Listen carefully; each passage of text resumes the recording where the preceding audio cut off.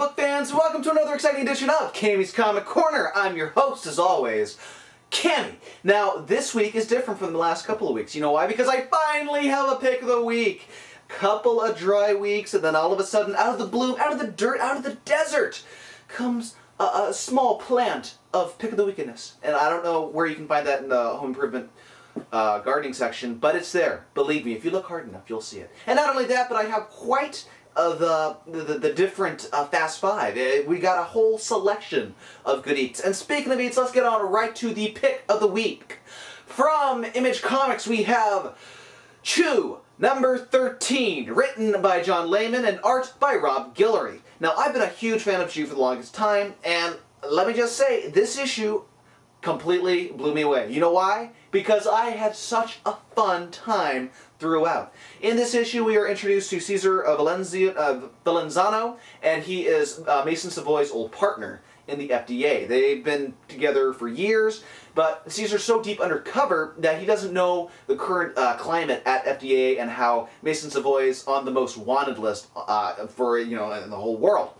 Meanwhile, there's Frickin', which is, it sounds, when you hear people say it's frickin' good or whatnot, they're not actually declining from saying fucking, but Montero Industries have genetically spliced frog DNA with a little bit of chicken to make a nice hybrid called Frickin', or Chogs if you prefer. But Montero's right-hand man/bodyguard is Caesar. This is his deep undercover job. And it's only discovered that he's deep undercover when, while visiting his girlfriend, Amelia Mintz, Tony Chew and both his partner Colby both taste in words and actually taste the product of Pult Plus, which is actually Frickin'. And Tony says, this is Frickin'. And Frickin', they're just these fucking retarded little half chicken, half frog hybrids hopping around. So that has enough merit to go and bust in on Montero Industries. They face Caesar. Caesar explains he's deep undercover, and now he's back on the squad as well. Now they're going to go do a raid over at Jack Montero's mansion in, North County and whatnot. And they corner Mason Savoy, who we see cornered in the last issue. So now it's all coming together. It's promised in the next issue that the fight will go down that we're all waiting for. And it's just the art is great. There's the story and the little things in the background. You gotta be really pay attention to the back, like on the bulletin boards, on the office cubicles, etc. Tiger Woods' putter gets syphilis. Hysterical stuff. There's a reason why this won the Eisner for Best New Series, and you should go discover that reason if you haven't already. Hands down, pick of the week. Hell, pick of the decade. Let me tell you, it's really good stuff. Now on to the Fast Five. First up from Marvel, we have Hulk number 24. Now I know you might be asking yourself, is Cammy high? Why is he picking a Hulk, let alone a Jeff Loeb book? Well, if you were bored or you just in and out of the whole World War Hulks event going on at the Marvel Universe, didn't like it, or just not your cup of tea, or you wanted to know when's that fight going to happen between red versus green, it happens in this issue. So basically, you can skip the entire event and save yourself the money and buy just this one issue, Hulk number 24, with gorgeous Ed McGuinness art, and see Red Hulk versus Green Hulk, and even Red She-Hulk versus Green She-Hulk, and everyone just fighting. That's all that happens this issue. So not only do you have gorgeous art, it's just punchy in the facey throughout the entire issue. And then at the end, you have a Hannibal Lecter type of scenario where the Red Hulk's defeated, but now he's behind glass, going, hello, Clarice. A census taker tried to take my, a census taker tried to test me once, or, fuck it. It's a good issue just for the fights alone. It'll be interesting to see what's going to finally happen next for Hulk. Next up from DC, we have DC Universe Legacies number 4. Now we're getting a whole, back history of the whole DC Universe, all the Caped Crusaders coming onto the scene during the Golden Age. Now we're into the Silver Age. And in this issue in particular, we focus on the sidekicks that made their appearances, and then the super villains, because every guy has to have either a sidekick and then a supervillain to go up against. And then you see these sidekicks, grow up and form their own teams, and then you're seeing all these weird teams show up, and then you're having, strange...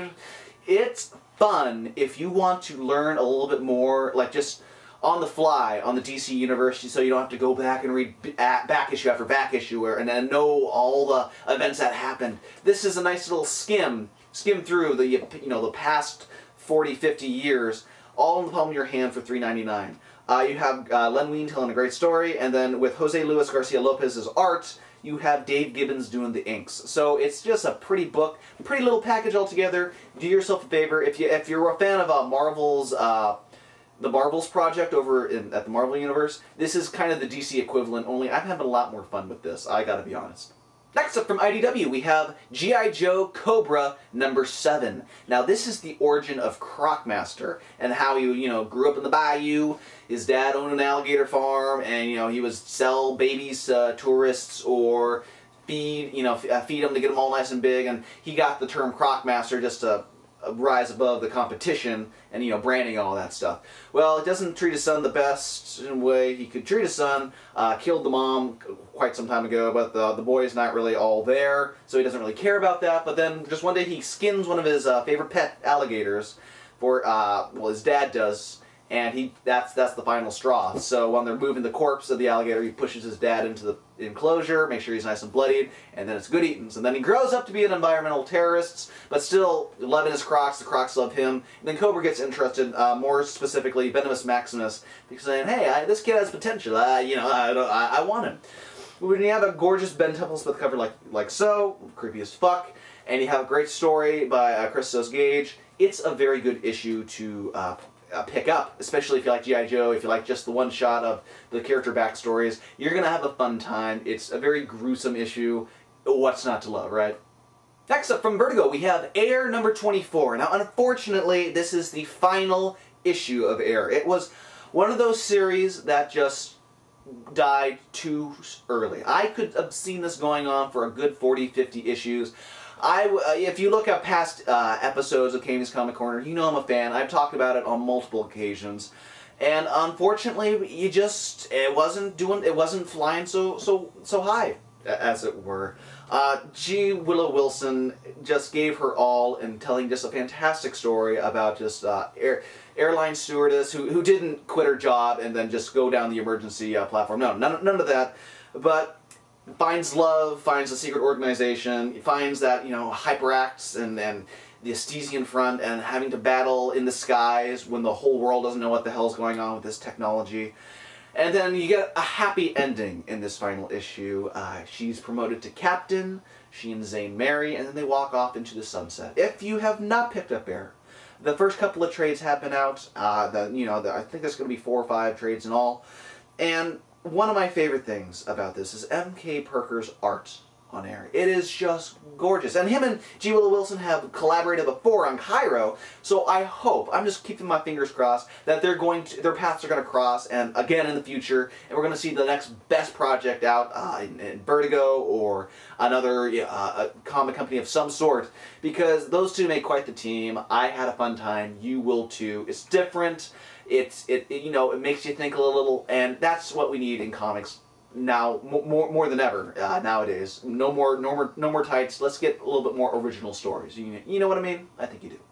And finally this week from Marvel, we have Secret Avengers #4. Now, I don't know about you, but with all these multiple Avengers titles coming out, it's just so, you get so tired of it. It's like, okay, look, this guy's on 3 of the 15 teams. This guy's on all the teams. You just don't care. Like, there has to be something to grip you and make you go, yeah, go get King the Conqueror, yeah, go, trade with the Thunderbolts or whatnot. When it comes to all the relaunches of team books, this one is consistently on my radar. Ed Brubaker and Mike Deodato Jr. do a fantastic job, as the conclusion to this story arc shows. Big fight happening on Mars. Nova's been possessed, going insane with the Crown of Thorns, and they want the Edness to unlock and then rise to the surface, destroying the universe as we know it. It's up to the Secret Avengers to take up the fight. More specifically, Steve Rogers putting on Nova's helmet, inhibiting the world, or inheriting the world mine, and then just kicking so much ass. And it's so cool because the star on his chest for Captain America becomes the 3 stars for the Nova Corps uniform. pretty fucking cool. Then you got Nova versus Nova Steve Rogers. You've got Ant-Man being the unsung hero as he's taken out these suicide bombers, causing the entire structure on Mars to collapse, saving the world, and then Nova rushing off because there's a a level 1 threat, which I'm assuming is what's going on with the Thanos imperative, yada yada yada. But if you're looking for something different and you want a good team of Avengers, in my opinion, this is the one Avengers title you want to treat yourself to and pick up monthly. And look at that cover. Amazing, right? Would you buy a poster of that? I definitely would. But yeah, Secret Avengers, best of the Avengers in my opinion. Go support this book. Show that you don't need Brian Michael Bendis on the cover of Avengers book just to make it apparently amazing and wonderful. So that does it this week for Cammy's Comic Corner. If you want more Cammy's Comic Corner goodness, head on over to www.cammyscomiccorner.com. From there you can see the best of the Book of the Month episodes, the Comic-Con Corner episodes, the reviews, go chat on the forum, and please, if you want to help support the show and you don't want to make a donation, please just donate a couple minutes of your time to go write a review in the iTunes store. It helps people find us, and then when you're done with that, you can go download Geeky Talkie, the audio spinoff, and listen and have your earbuds orgasm with pleasure, because I don't want to brag, but in all the episodes I kind of talk like this, and your wife/girlfriend might leave you if she hears my voice on Geeky Talkie. I'm just saying. Also, if you like any of the kick-ass t-shirts that you see me wearing, head on over to deadlinegraphics.net and send Kelly an email. He's the best in custom-made t-shirts, and there's only one name that I trust when it comes to custom-made and comic book t-shirts. That's Kelly at deadlinegraphics.net. And a big shout-out to Rising Sun Creations at rsc-online.com. They specialize in the best of U.S. comic books, manga, and collectible toys imported from Japan, all conveniently located at their store in Mission Valley. If you're in the San Diego area, drop on by. Or you can see any of the books I was talking about this episode up on their website and on their online store. Go check it out, purchase, ship off, you'll be a happy camper. Thanks again to Rising Sun Creations. That does it this week. Check out Geeky Talkie this upcoming Wednesday. I shall be interviewing Casey Green of Horribleville and Gun Show and the Anime Club. If you like Dick Butt or Smeg Butt Princess, be sure to listen into that episode. If you're asking what the fuck is all that, then listen to that episode and find out. So until then, this has been Cammy's Comic Corner. I have been your host, Cammy. Huzzah!